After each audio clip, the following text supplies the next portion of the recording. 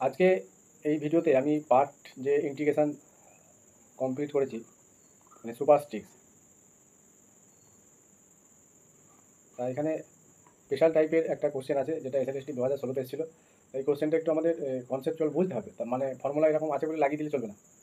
বিষয়টা হচ্ছে যে আমাকে ইন্টিগ্রেশন রেঞ্জ যেটা দিয়েছে কী দিয়েছে 2 থেকে 4।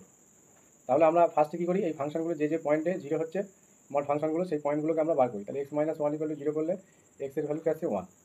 আরেকবার 3 minus x equal to zero করলে এক্সের ভ্যালু আসছে 3। তাহলে 3 পয়েন্ট আমাদের এখানে আছে, আমরা বুঝতে পারছি বা দেখতে পাচ্ছি, কিন্তু এই এক্স ইকুয়াল টু 1 এই পয়েন্টটাকে এই ইন্টারভ্যালের মধ্যে আছে, 2 থেকে 4 এর মধ্যে নেই।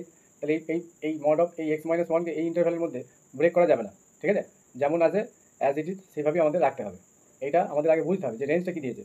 রেঞ্জটা অবশ্যই খেয়াল করতে হবে। আগের ভিডিওতে যেগুলো আমি বলেছি প্রত্যেকটা রেঞ্জ কিন্তু এই ইন্টারভ্যালগুলো ব্রেক করার মতো পজিশন ছিল, সেই জন্য করা হয়েছিল। যেমন এইটাকে ব্রেক করা যাবে, ঠিক আছে? এটাকে 2 টু 3, 3 থেকে 4 ইন্টারভ্যালে দুটো পার্টে আমাদের ব্রেক করা যাবে। দিয়ে অ্যাজ ইট ইজ যেভাবে ফর্মুলা আমরা পার্ট 1-এ শিখেছি সেভাবেই করবো, কিন্তু এইটাকে যেমন আছে সেভাবেই আমাকে রাখতে হবে।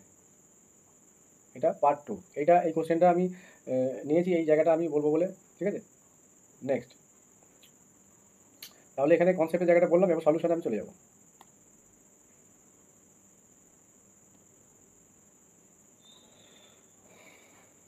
তাহলে যেটা আছে integration 2 to 4 mod x minus one plus mod x minus 3 minus x.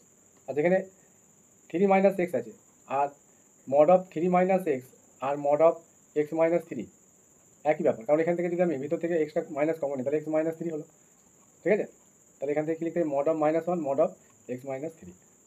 তার মানে কি mod of minus one plus one হয়ে যাচ্ছে, তার মানে এখানে মড অফ এক্স মাইনাস 3 আছে। তাহলে এটা নিয়ে আমাদের কোনো সমস্যা নেই, এটা যেমন আছে এটা নিয়ে আমাদের কোনো সমস্যা নেই। বেশ,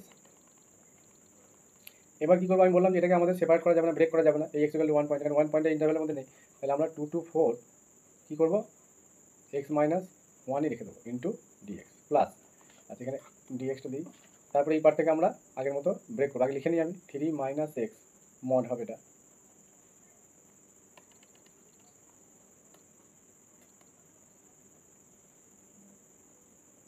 ইন্টু ডিএক্স। তাহলে এখান থেকে আমি কী দেখতে পাচ্ছি যে এটাকে আমরা যদি ইন্টিগ্রেশন করি তাহলে কি আসবে, x square by 2 minus x. Range টেপে বসে যাবে 2 to 4 প্লাস, এইবার আমরা এখানে টিক্সটা কাজে লাগাবো, রেঞ্জগুলো বসিয়ে দিই 2 to 4 ডিএক্স। বেশ, এবার এটাকে আমরা 3 পয়েন্টে যেহেতু এক্স মাইনাস 3 করে 0 আসছে, তাহলে এখানে আমাদের 3 পয়েন্টে ব্রেক করতে হবে। তাহলে 2 to 3 mod 3 minus x dx plus 3 to 4 mod 3 minus x into dx, ঠিক আছে? নেক্সট, তাহলে এটা যদি আমরা ভ্যালু পুট করি এটা আসবে 4 আসবে, তোমরা ক্যালকুলেশন করে দেখে নেবে। প্লাস এবার এইটার জন্য আমরা ফর্মুলা জানি আগের মতো, তাহলে এটা আবার কি লিনিয়ার, মানে এক্স প্লাস বি টাইপের নয়, প্লেন, তাহলে একটা হাফ রাখতে হবে। তাহলে এবার 3 মাইনাস 2 তার হোল স্কোয়ার প্লাস 4 মাইনাস 3 তার হোল স্কোয়ার, তাহলে 4 প্লাস হাফ, তো 1 প্লাস 1, তার মানে কথা হচ্ছে 4 প্লাস হাফ ইন্টু 1 প্লাস 1 মানে 2, তাহলে 2 ক্যান্সেল, তাহলে 1, তাহলে 4 প্লাস 1 দিস ইকুয়াল টু 5। তাহলে এখানে অ্যান্সার কী হবে, 5 হয়ে যাবে। তাহলে এই কোশ্চেনটা একটু আমাদের এই জায়গাটা খেয়াল রাখতে হবে। নেক্সট, আর এখানে অপশান কী হলো, এটা হচ্ছে অপশান ডি, 5টা অ্যান্সার হবে। নেক্সট, এবার আমি পিরিয়ডিক ফাংশনে চলে আসবো। পিরিয়ডিক ফাংশন দিয়ে যে কোশ্চেনগুলো ইন জেনারেল এসএলএসটিতে বা বিভিন্ন কম্পিটিটিভ পরীক্ষায় আসে, তো সেই টাইপের কোশ্চেনগুলো যদি আমরা খুব ইজিলি করতে যাই তাহলে আমাদের পিরিয়ডিক ফাংশনের কনসেপ্টটা থাকতে হবে, তা নাহলে কিন্তু কোশ্চেন ঘুরে আসলে হবে না, আর তখন অ্যান্সার করা যাবে না। তাহলে পিরিয়ডিক ফাংশন আমরা পড়েছি এইচএস লেভেলে, কিন্তু আরও ডিটেলসে আমাদের জানতে হবে। বেশ, তাহলে ফার্স্টে মানে পিরিয়ডিক ফাংশন কাকে বলে, বলছি a function fx is called periodic if f of x প্লাস একটা কনস্ট্যান্ট, সেটা আমি টি ধরছি, equal to f of x, বা আমি বলতে পারি or f of x minus t equal to f of x. দুটো কন্ডিশনই যদি হোল্ড করে, মানে f of x plus t আর f of x minus t করে যদি এফ এক্স পাই, তাহলে আমরা কি বলবো, then f x is called কি, পিরিয়ডিক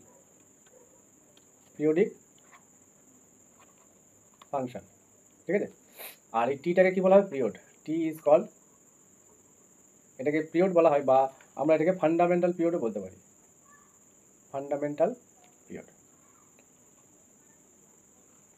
ঠিক আছে, ফান্ডামেন্টাল কথাটা কিন্তু ইম্পর্টেন্স আছে, হ্যাঁ, এটা আমি পরে যখন কোশ্চেন বা ইম্পর্টেন্ট জায়গাটা বলবো তখন আলোচনা করবো। আর টি এর ভ্যালুটা কী হবে, টি অলওয়েজ গ্রেটার দ্যান জিরো, ঠিক আছে, পিরিয়ড কখনো নেগেটিভ হবে না, অলওয়েজ গ্রেটার দ্যান জিরো হবে, এটা মাথায় রাখতে হবে। বেশ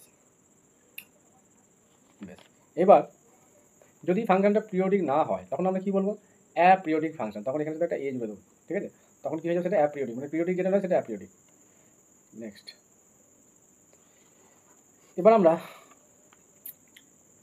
কিছু ইম্পর্টেন্স ফাংশন দেখব এবং তাদের পিরিয়ড কী হয় জানবো। আমি একদিকে ফাংশন লিখেছি, আরেকদিকে পিরিয়ডগুলো আমি বলবো। 1 নম্বরে যদি দেখা যায় যে sine to the power n x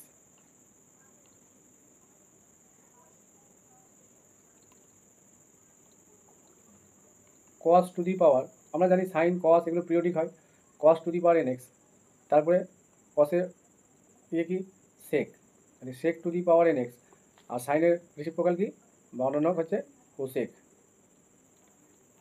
ঠিক আছে।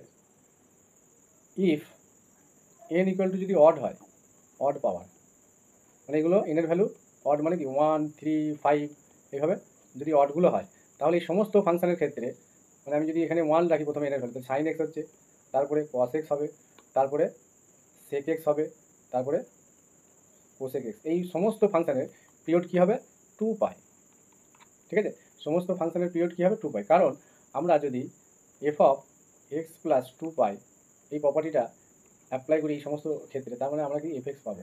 কীভাবে হচ্ছে আমি দেখাই, এখানে আমি সাইন এক্সটাকে নিলাম এফ এক্স, তাহলে সাইন, তাহলে এফ এক্স আমি নিলাম কত সাইন এক্স, তাহলে এফ অফ এক্স প্লাস যদি এই 2 পাইটা অ্যাড করি, সরি সাইন অফ, তাহলে এফ এক্স সমান ধরুন সাইন এক্স, তাহলে sine of F of x plus 2 pi মানে কি sine of x plus 2 pi, তাহলে sine of x plus 2 pi মানে কি হয়েছে সাইন এক্সই হবে, তাহলে সাইন এক্সটা কি এফ এক্স হয়েছিলাম, তাহলে এফ অফ এক্স প্লাস 2 পাই সমান এটা হলো, আর এই জায়গাটা কি টি হয়ে গেল, টি মানে 2 পাই, একটু আগেই বললাম যে কি আমাদের টিটা কি পিরিয়ড, এই যে এই জায়গাটা যে থাকবে যদি মাইনাস হয় তাহলে কোনো সমস্যা নেই, তাহলে পিরিয়ড বার করাটা আমরা শিখলাম। এবার এক্ষেত্রে কি এই কস সেক কোসেক সবার ক্ষেত্রে একই হবে, যদি এগুলো কিউ থাকতো মানে এনের ভ্যালু 3 5 একই রেজাল্ট সবসময় 2 পাই হবে, ঠিক আছে, তার মানে এই সমস্ত ফাংশনের ক্ষেত্রে পিরিয়ড কত 2 পাই।